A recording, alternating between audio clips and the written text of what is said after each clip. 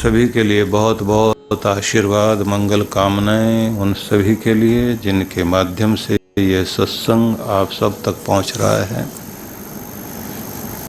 भगवान श्री कृष्ण के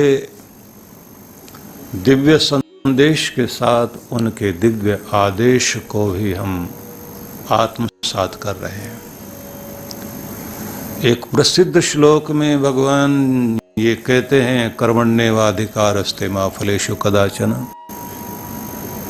कर्म करने का अधिकार तुम्हें दिया गया, फल और परिणाम की तरफ तुम्हारा ध्यान न हो।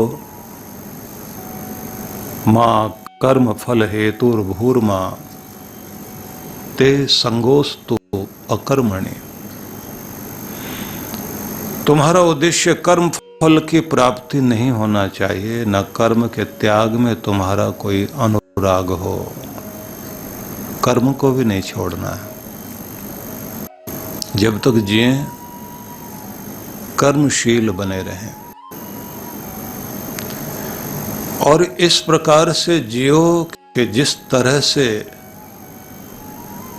एक मां अपने बच्चे के लिए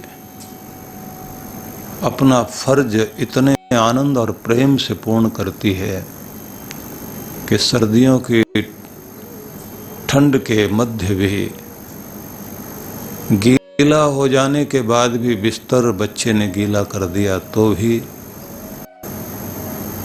बुरा नहीं मानती। रोते हुए बच्चे को गोद में लेकर अपनी नींद त्याग कर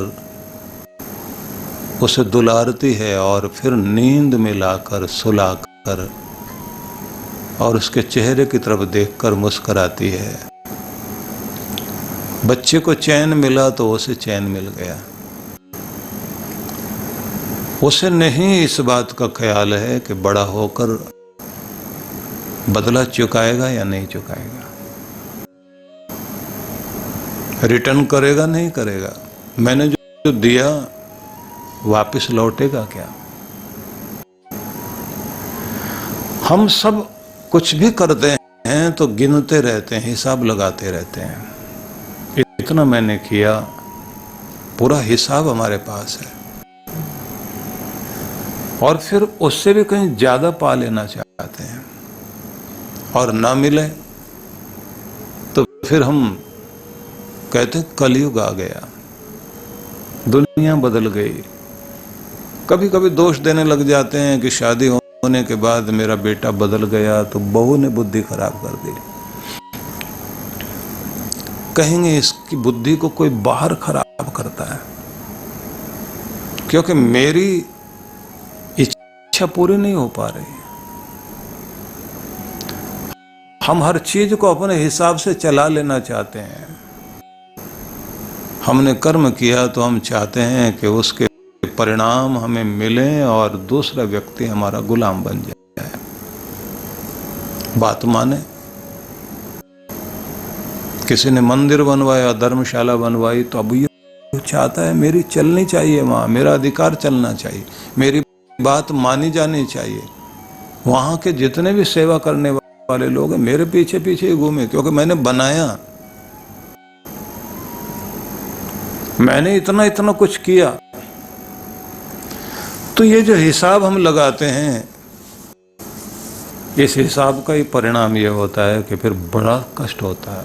इस दुनिया में किसी का भला नहीं करना चाहिए, भलाई का जमाना ही नहीं रहा, लोग ये सब बोल रहे होते हैं। और कितने लोग तो गाड़ियों के पीछे लिख देते हैं, नेकी कर जूते खा, मैंने खाए तो भी खा। वे भी हैं जो ये कहते हैं भगवान सबका भला करो पर शुरुआत पहले मुझसे करो। होना चाहिए सबका भला, लेकिन पहले मेरे से शुरुआत करना। तो कर्म करना अधिकार दिया भगवान ने और कहा बस कर्मशील बने रहना, कर्म से जी मत चुराना। जब हम कर्मशील बने रहते हैं, कर्मयोगी बने रहते हैं, निश्चित रूप से परमात्मा ने सृष्टि ही ऐसी बनाई है कि इस सृष्टि में प्रतिक्षण कर्म चल रहा है, गतिशीलता चल रही है। इसलिए ये संसार कर्म भूमि है और प्रत्येक व्यक्ति अपनी अपनी कर्म भूमि में खड़ा हुआ है। और ये कर दिए गए 2 हाथ, कर दिए कर्म करने के लिए कहां कर्म भूमि में, और सबको कहा गया कि तुम अपना कर्तव्य पहचान लो। श्री कृष्ण भी यही कहते हैं, अपना कर्तव्य पहचानो और उसको किए जाओ और आनंद पूर्वक करो। कोई सैनिक खड़ा है, हाथ में राइफल लेकर, कितने दुर्गम स्थान में है, कठिन दौर में है, या तो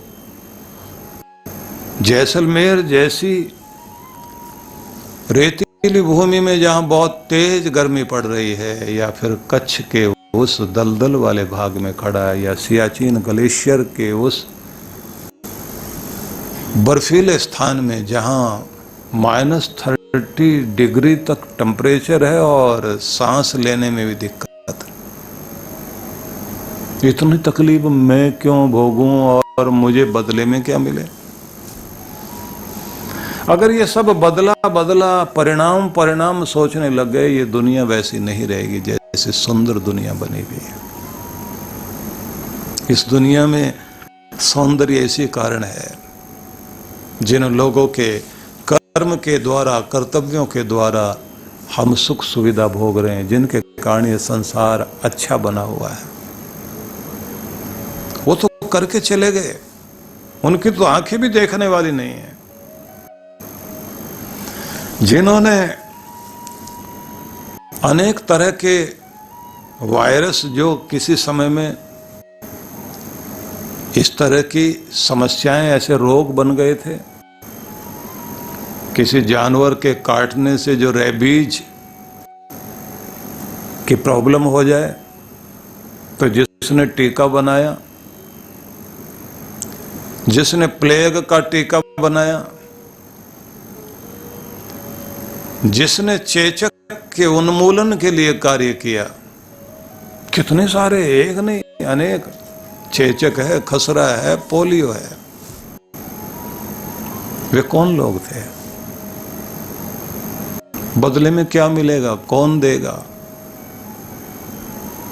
मैडम क्यूरी को पूरा जीवन चला गया इसी में, क्या मिलेगा बदले में? परिणाम को ध्यान में नहीं रखा, जिंदगी दांव पर लगा दी, खुद को गला दिया। फिलाडेल्फिया में जब एक व्यक्ति ने अपने घर के बाहर 200 साल पहले अपने घर के बाहर कीचड़ फैला देखा और अंधेरे में लोग फिसल रहे थे। गरीब आदमी था, मन में आया कि दिया तो अपने घर में सब कोई जलाते हैं, लेकिन दिया मुझे भी जलाना, दिया एक ही जलना है, एक ही लैंप जलना है, लेकिन ऐसी जगह ऊंचाई पर लगा दूं कि मेरे घर में भी रोशनी रहे और घर के बाहर रोड पर भी रह जाए। थोड़ा रोड पर ज्यादा कर दिया उसने, घर की तरफ कम कर दिया। अब लोग देख देख करके हंसते हैं, बुद्धि खराब, दिया भी कहां लगाया, घर में तो कम रोशनी, बाहर ज्यादा है, बाहर कौन फायदा लेगा इसका? लेकिन जब कुछ बूढ़े लोग, कुछ बच्चे फिसलने से बचे और उन्होंने गांव में जाकर के कहा, वो आदमी बहुत समझदार है, थोड़ी रोशनी उसने बाहर भी कर दी, मैं तो फिसलते फिसलते बचा। और प्रचलन हो गया कि लोगों ने अपने अपने घर के बाहर एक एक दिया इस तरह से लगा दिया। फिर स्ट्रीट लैंप की परंपरा शुरू हुई। कुछ दिए दूसरों के नाम भी, कुछ रोशनी दूसरों के नाम भी। बाहर का उदाहरण ना लीजिए, हिंदुस्तान में तो सारे ऋषि मुनियों ने यही सब किया। सिर्फ दधीची की बात हम करते हैं कि अपनी हड्डियां तक दान करते। रंती देव की बात हम करते हैं कि जिन्होंने अपनी बोटी बोटी भी परोपकार के लिए लगा दी। हमारे यहाँ के तो मंत्र ही, हमारी तो उद्घोषणा ही अद्भुत है। सभी तो मेरे अपने, सर्वा आशा मम मित्रम भवन्तु, ये वैदिक वचन है। यही तो हमारे यहाँ की उद्घोषणा है। न त्वहम कामये राज्यम न स्वर्गम न पुनर्भवम, कामये दुख तप्ता नाम प्राणी नाम आरती नाशनम। स्वर्ग नहीं चाहिए, राज्य नहीं चाहिए, मोक्ष नहीं चाहिए। भगवान प्रसन्न हो तो बस एक कृपा करना। कामये दुख तप्ता नाम प्राणी नाम आरती नाशनम। दुख से संतप्त प्राणियों के दुख को दूर करने की शक्ति मांगता हूं कि मुझे वो शक्ति दो कि मैं दूसरों के दुख को, उनके आंसुओं को पहुंच सकूं और मुस्कान ला सकूं। ये जो कामना है कि मैं ये कर सकूं, और फिर उससे भी बड़ी बात, भारत का एक ऋषि ये भी कहता है कि अगर देना ही है भगवान तो वो कृपा कर देना मेरे ऊपर कि मुझे भी नहीं पता लगे कि मेरी छाया से किस किस का भला हो गया। मुझे वरदान न देकर के मेरी छाया को वरदान देना, और वो छाया किस पर पड़ रही है ये भी मुझे पता न लगे, मुझे भी ना पता लगे किस किस का भला हो गया। इसलिए निवेदन करना चाहता हूं, ये संसार अगर सुंदर है, इस दुनिया में अगर कुछ सुखद है तो इन्हीं लोगों के कारण। मुझे क्या मिला, मुझे क्या मिलेगा, मैं क्यों करूं, मेरा क्या फायदा, ये ज्यादा सोचने वाले लोगों के कारण ही संसार में संतुलन बिगड़ता है। और जब संतुलन बिगड़ता है तो उस समय आप देखते हैं कि मानसिक संतुलन भी बिगड़ता है। और जब मानसिक संतुलन बिगड़ता है तो किसी ऊंची जगह पर बैठे हुए व्यक्ति को, ऊंचे पद पर बैठे हुए व्यक्ति के द्वारा अगर गलती भी होती है तो उसकी गलती भी छोटी नहीं गलती होती, बहुत बड़ी गलती होती है। उसका खामियाजा भी न जाने कितने कितने लोग भोगते हैं। कुछ लोगों ने मिलकर ऊपर से फैसला कर लिया कि रातों रात बंटवारा हो रहा है, 10 लाख लोग मारे गए। यदि युगांडा के राष्ट्रपति की बात करते हैं, ईदी अमीन की, एक व्यक्ति के फैसले लेने से उस देश की स्थिति कितनी कितनी खराब होती है। इसलिए मैं ये कहना चाहूंगा कि पूरे संसार भर में अगर ऊपर बैठा हुआ व्यक्ति, उसकी बुद्धि संतुलित है और शांत है तो उसके द्वारा दुनिया का भला होगा। इसलिए आप ये भी देखिए, श्री कृष्ण का एक उपदेश और भी बड़ा अद्भुत है, जहां वो आदेश देते हैं, योगस्थ कुरु कर्माणि संगम त्यक्त्वा धनंजय। योग युक्त होकर, आसक्ति का परित्याग करके कर्म करने वाले बनो हे धनंजय, हे अर्जुन। योग युक्त होकर, योग में स्थित होकर, योग का प्रयोग किया है उन्होंने। यहां योग से मतलब कोई खास तरह की एक्सरसाइज या कोई सर्कस करने से नहीं है। यहां योग से मतलब है उससे जुड़कर, अपने आनंद से जुड़कर, अपने परमात्मा से जुड़कर, अपने भीतर की शांति से जुड़कर, ब्रह्मांडीय ऊर्जा से जुड़कर, संसार में अंदर बहते हुए जितने भी नियम है, प्रकृति के उन नियमों के साथ जुड़कर एक हार्मनी बनाते हुए तुम एक सुंदर संतुलन अपने अंदर पैदा करो, और फिर आसक्ति से ऊपर उठकर, अटैचमेंट से ऊपर उठकर कर्म करते चले जाओ। क्योंकि जहां आसक्ति होगी वो बांध लेगी तुम्हें।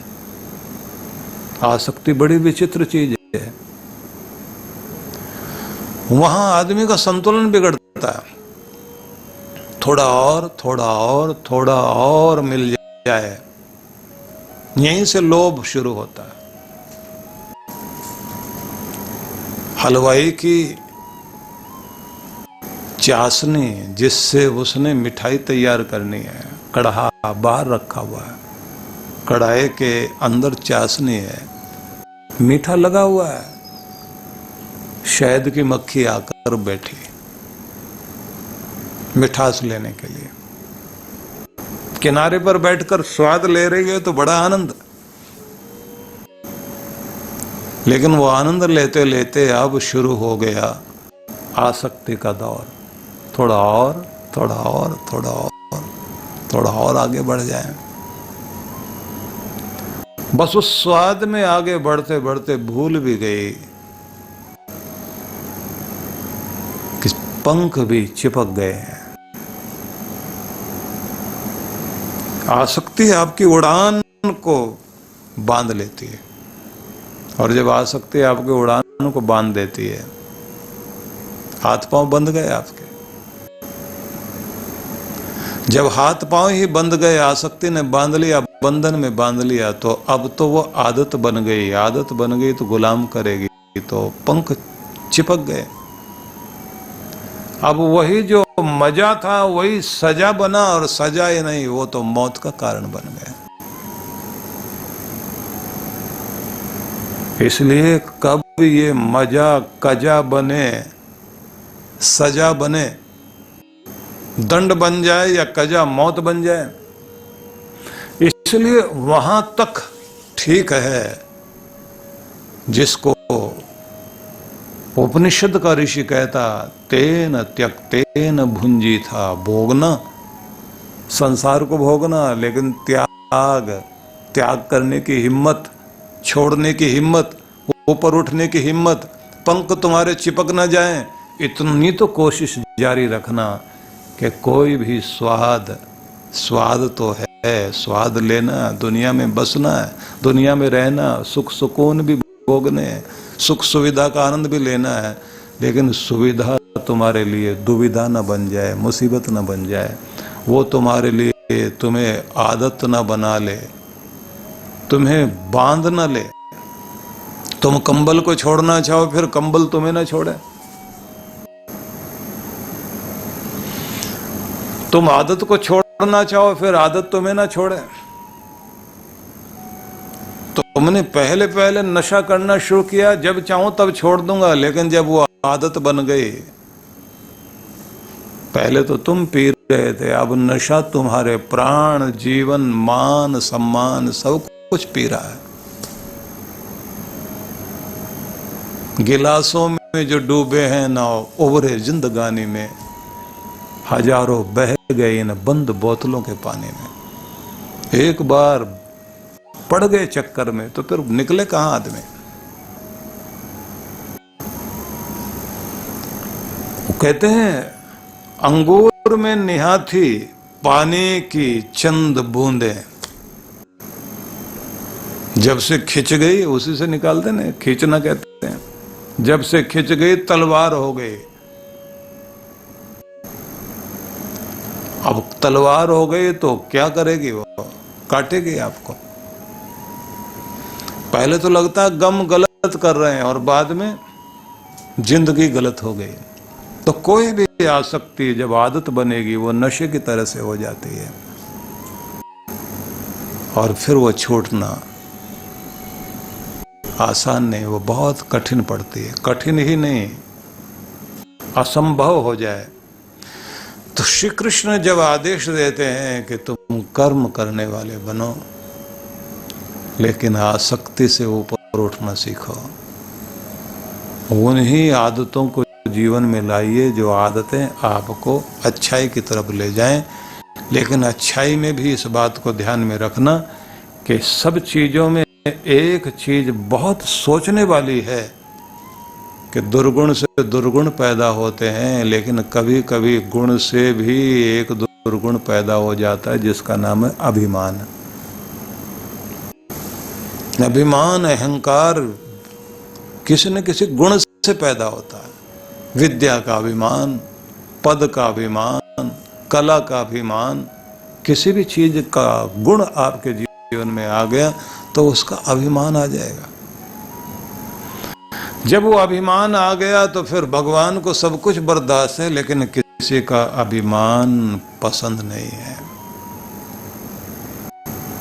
भगवान श्री कृष्ण आगे फिर आदेश देते हैं, सिद्धया सिद्धयो समो भूत्वा समत्वम योगोच्यते।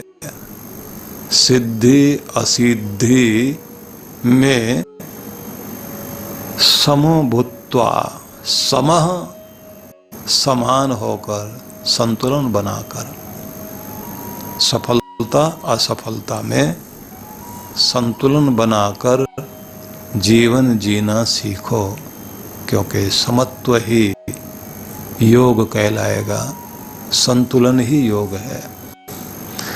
तो एक आपका ब्रेन, इमोशनल ब्रेन, और दूसरा आपका लॉजिकल ब्रेन। तो एक ब्रेन जो मां से आया है, एक ब्रेन जो पिता से आया है। लेफ्ट ब्रेन आपका लॉजिकल ब्रेन है और राइट ब्रेन ये इमोशनल। और कमाल की बात है कि ये ऐसे क्रॉस की तरह से शरीर में काम करता है।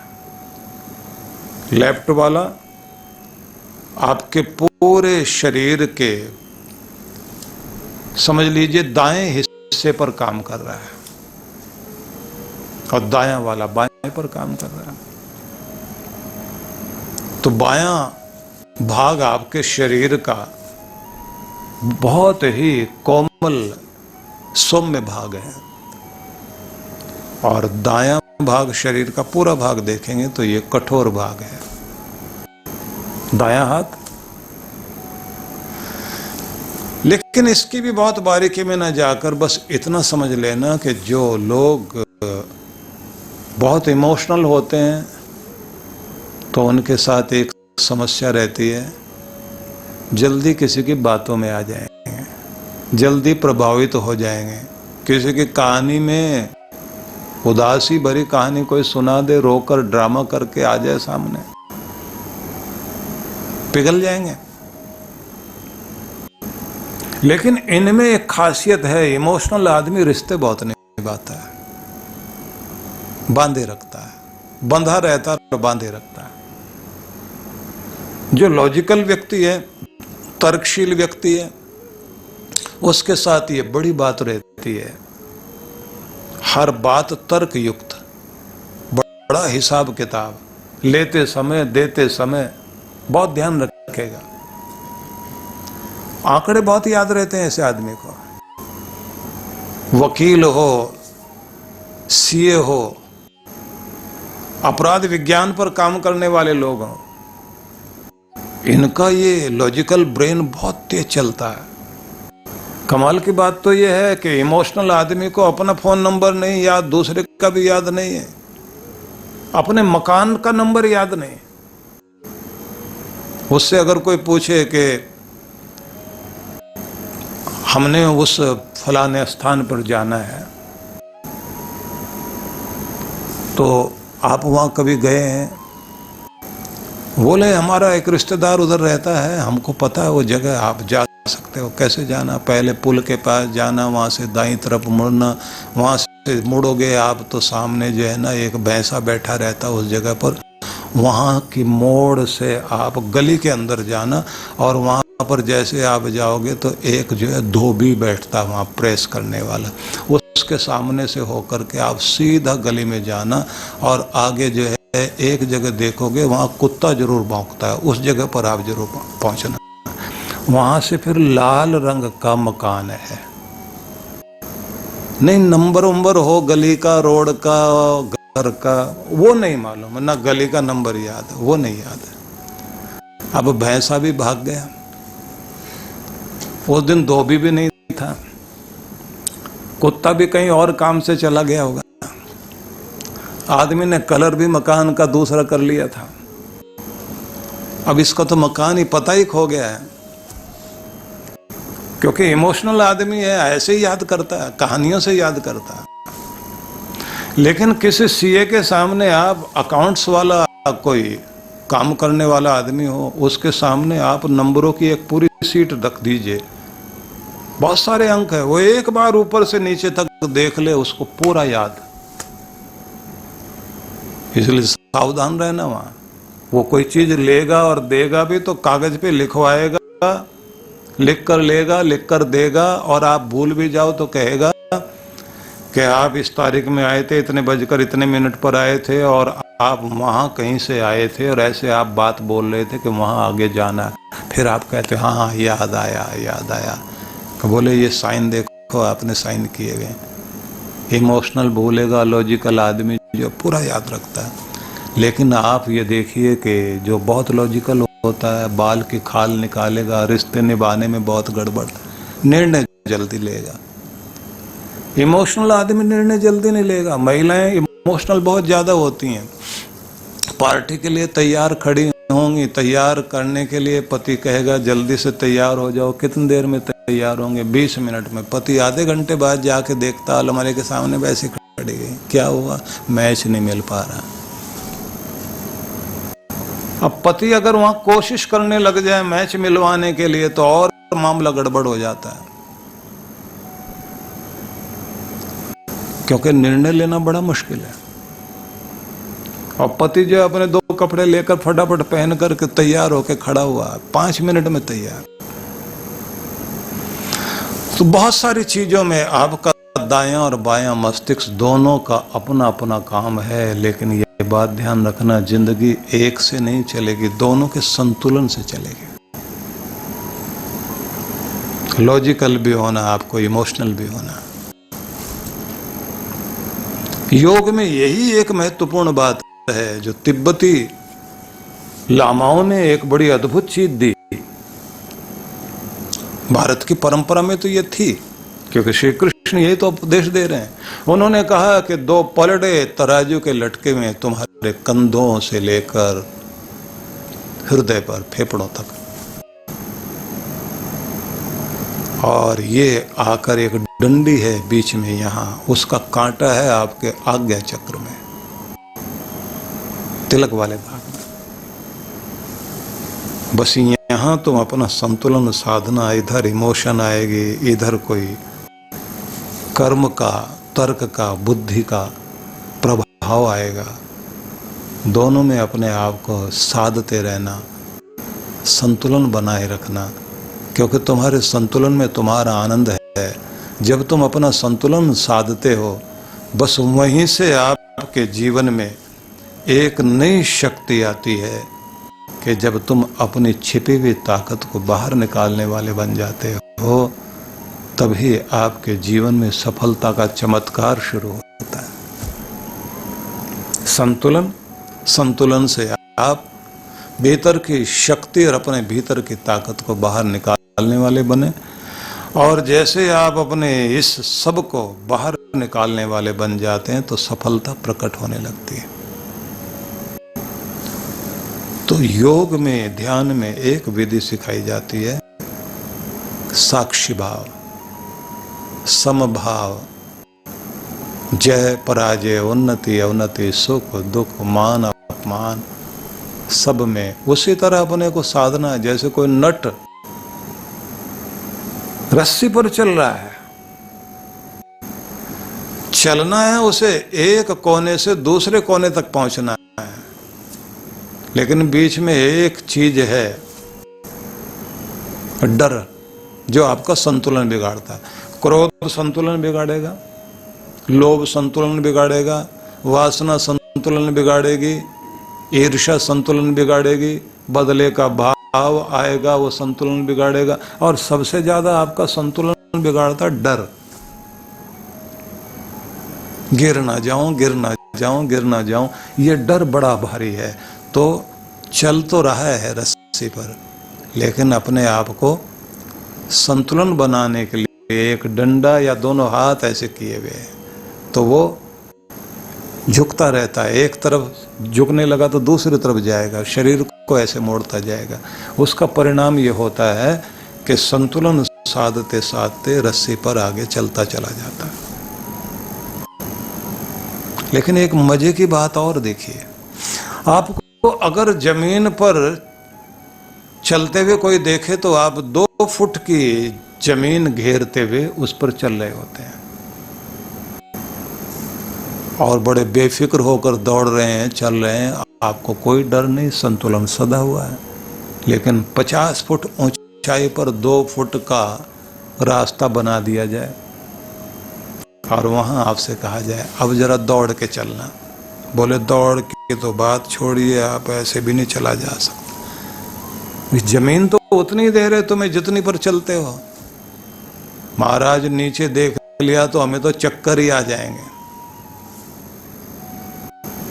वहां अगर ऐसी जगह पर खड़े भी हो गए, और पहली बार हम लोग कहीं जा रहे थे तो उस दिन थोड़ी सी आंधी भी थी और हेलीकॉप्टर भी ऐसा अजीब तरह का था, तो उसने जो झूला लेना शुरू किया, अब बराबर वाले व्यक्ति वो भी एक महान पुरुष थे, बोले संतुलन, मैंने कहा आप भी बनाओ, बोले आप मेरा साथी है, मैं आपका साथ देता हूं। थोड़ी देर में वो बोले पायलट का कौन साथ देगा, मैंने कहा भगवान। बड़ा डर लगता है। और पूरी जिंदगी आप जहां जहां पर भी अपना संतुलन खोते हैं वहीं आपका दुख बैठा होता है। जहां संतुलन आपका ठीक बना हुआ है, यही तो गाड़ी में आपका जो स्टीयरिंग है वही तो बैलेंस है, उसी को तो पकड़ा हुआ आपने। और गाड़ी में एक्सीडेंट कब होता है, जब आपका बैलेंस बिगड़ता है, संतुलन बिगड़ता है, स्टीयरिंग में तो गड़बड़ होती है। और मजे की बात यह है, ना भी संतुलन आप अपना खोएं, दुनिया बिगाड़ देती है। उनकी बातें हैं, प्राचीन काल से एक उदाहरण दिया जाता रहा है, वो मैं आपको भी देना चाहता हूं, आपके काम आएगा। लेकिन जाना पहचाना उदाहरण है पर कमाल का। एक गड्ढे में मेंढक गिरे हैं 2, और दोनों ही छटपटा रहे हैं। थोड़ा सा पानी, दोनों तरफ चट्टाने, एक उछल रहा है, एक कम उछल रहा है, और बहुत सारे मेंढक चारों तरफ इकट्ठे हो गए, बाहर से आवाज दे रहे हैं और वहां से क्या कह रहे हैं, ज्यादा उछलोगे इधर जो है ना चट्टान में कोने निकले हुए, चोट लगेगी, चोट लगेगी, बचोगे तो नहीं, मरना तो पक्का है। और क्यों तड़प के मर रहे हो? बाद में बच भी जाए तो अलग बात है। तरह तरह की आवाजें आ रही हैं।